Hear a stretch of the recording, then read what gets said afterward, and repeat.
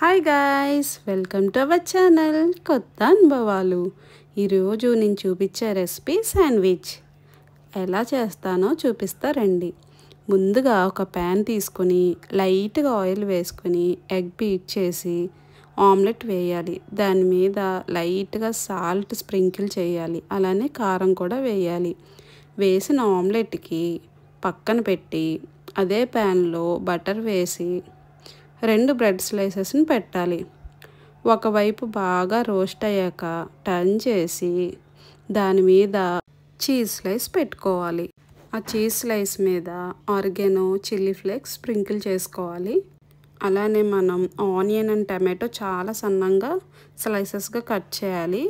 Cut చేసిన onion and టమాటోని ఆ bread మీద పెట్టి దాని మీద కూడా ఆరిగానో అండ్ చిల్లీ ఫ్లేక్స్ వేసుకోవాలి.